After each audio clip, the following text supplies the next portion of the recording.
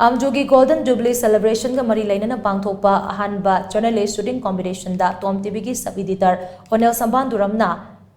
25 meter .22 pistol da Ahanba position Loure. Manipuri Rifles Association na kusam naduna association asigi tauthong lamshang da laiba shooting range da pangthokkiba competition aduda All Manipur Working Journalists Union AMWJU nupi paumi taruk yauna puna paumi kuntra taruk na saru yaki. Event anida pangthokkiba competition aduge 25 meter .22 pistol gi competition da TOMTV ki Sub Editor Onel Shambanduram na Ahanba position takibaga loinana 50 meter .22 rifle prondana ahum suba position taki. 25 meter .22 pistol gi competition aduda Image TV gi Oken Luang amadi ISCOM TV gi Zesia Oinamna puna ani suba position amadi sana laibak pauche gi W Robinson na ahum suba position taki. Loinana 50 meter .22 rifle prawn gi competition da Poknafam pauche gi SS Gautam na Ahanba amadi sana laibak pauche gi El Kamaljit na ani suba position taki. Competition loishin bagi thoramadu Thangmaiban FC gi MLA ke Joy Kisana hai mahangna politics ta khongda dringai mamang dagi hauna paumi singi thabak thoramda sawatuna lakpani media gi web asi mapangal kalle achumbagi damak paumi gi kanglup na lepti haiba asi mayamna khangnaraba amani achumbagi damak mathwai fauba thakiba yaukre haujik lamdam asida thokliba irang asina maram oiraga lanjena duna lairiba se mateng pangba se khwaidagi maru oiba amani lanjena duna lairiba singa sigi damak mahangna angamba thakta khonaduna Thangmaiban FC gi miyam gi matengga loinana ACS gi manungda relief camp ahum hangdoktuna lanjena riba singi mateng pangle Lanjanariba singa sigi damak mahangna lagliba numit kharani asigi manungda phirep ama laurage haina khale irang asida lanjena duna lairiba singi yaifanaba gi damak ipau gi lamda lairiba singna miyambu yakai hanba yaba thabak sing paikhat haninge haina mahangna makha taki akoi hujiksi manipur da khwaidi mangda tariba awaba taraba haidi akoi gi IDP internally displaced person mayam si gi awaba sing hai tare aduna masi da ai hanna sansu na amtama sumu politicalize tong na dabida makoi se ai khoi gi icha inau ni khalaga masi yokhat pase masina thaudang se kwai chawbune se ai thamjani aduga masi matang sida media house ki yam akanba wafum ma changbra ai khanji makoi singje lanjenar e ware anaba laing ningai leite bedigi sorat soringal te amte different me am i aru tar su akoi mioi bigi politician oigera artist oigera anybody masina akoi gi ireja singsina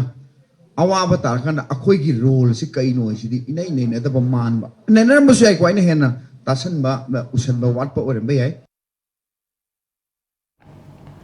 Thawramaduga mari lainana AMWJU President Bijoy Kakching tabamna hai paumi singi marakta tongan ba masana singi sanaroi kaya yauri makoida lairiba sana khonabagi gunadu lengtana thamnaba wakhalonda competition asi pangthokpani